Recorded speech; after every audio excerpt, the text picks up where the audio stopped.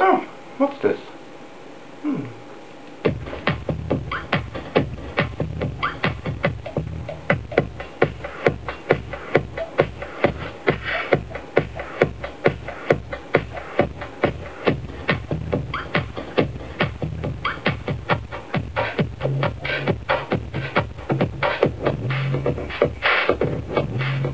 Oh, shut up, Shawn. Spawn of Satan, no likey. Too noisy, Shawn. Okay, Shawn has made yet another beautiful video. The top 10 atheist strawmen. Yes. Funnily, he then proceeds to present 10 strawman arguments. Isn't that hilarious? He also runs out of steam halfway through. He starts addressing 2 of the so-called atheist strawmen, realizes that he's gone over half of his 10-minute allotment, and then rushes through the other 8. I'm going to do no such thing, Shawn. Well, I'm not going to talk to Shawn. What's the point? I'm not going to talk to Shawn, because Shawn won't listen anyway. Remember, I am the spawn of Satan. He will not listen to Satan. Satan speaky through me. So I'm just going to address his video, and whoever listens, listens. But I'm going to address the points one by one, probably just one a video. I'm going to take my time. It's going to take as long as it takes, and if I get bored halfway through, I'm just going to stop. So let's start with the very first atheist strawman. Okay, let's not start with that. Let's first of all address, if you're enumerating through things, then each thing that you enumerate is an individual thing. It's one thing. It's a singular. Now, I know it's a little bit under the belt to make a comment about that. But on the other hand, it shows how sort of he doesn't get things. And that is an important consideration to take when you're listening to what he has to present here. So, okay, let's start with the first straw man. It's one man, number 1 of the 10. He says, basically he comes up with this nonsense about the atheist says there is no God, and I say there is a God, and it's my word against them, theirs, and evidence, and... Okay, let's just start at the beginning. The atheist, what does an atheist actually say? An atheist doesn't say there is no God. That makes no sense, that statement. And I'll tell you why it makes no sense, and that is by, first of all, looking at Shawn's own statement. There is a God. What does that even mean? That statement, what does that mean?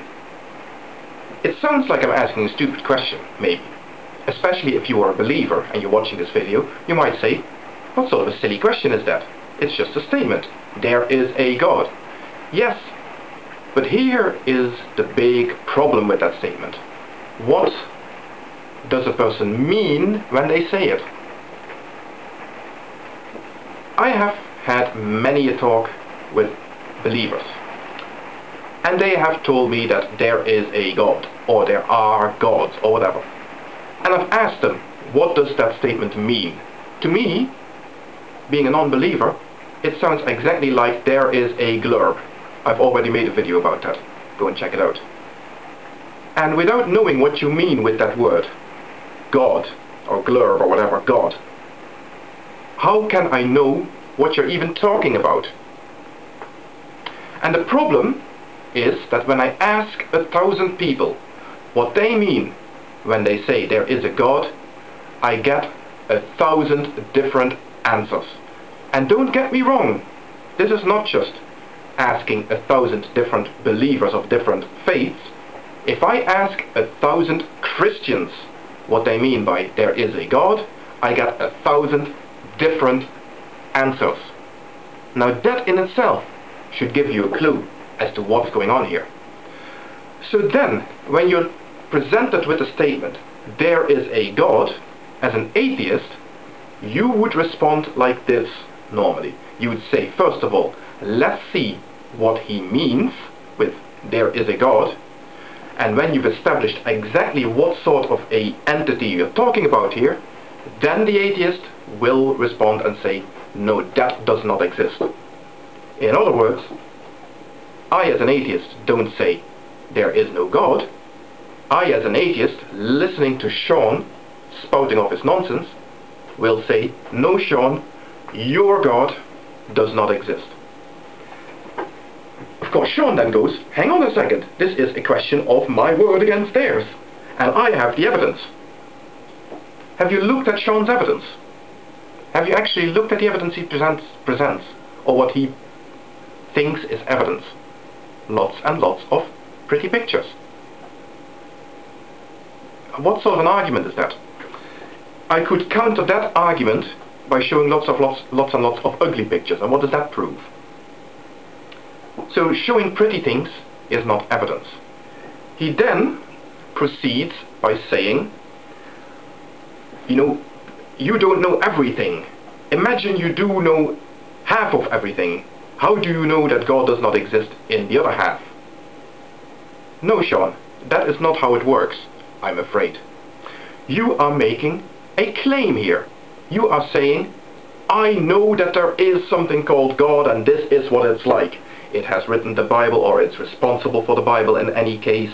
It is lots of other things, right? You are making the claim, or Shawn is making the claim. He needs to present the evidence. Imagine if he said there is a giant kangaroo. Well, I don't know every place in the universe. Does that therefore mean that I have to take that claim seriously? No, of course not. He has to prove that if there is a God of the gaps, that God exists in the gaps. Otherwise, he cannot expect me to believe that. Now, I've made a number of arguments here. And somebody who is observant might say, well, that doesn't really add up to a strictly atheistic worldview. It could be interpreted as an agnostic worldview. A worldview that is agnostic on the existence of even Shawn's God. But this is where it gets more interesting. Look at Shawn's God. Look at the Christian, the Judeo-Christian, even Islamic God. All those different variations on that same Abrahamic God concept. Now seriously, look at that. And what you see is a long, long history of mythological ideas that have been evolving over time, subjected to the whim of whatever human beings at the time were thinking about them.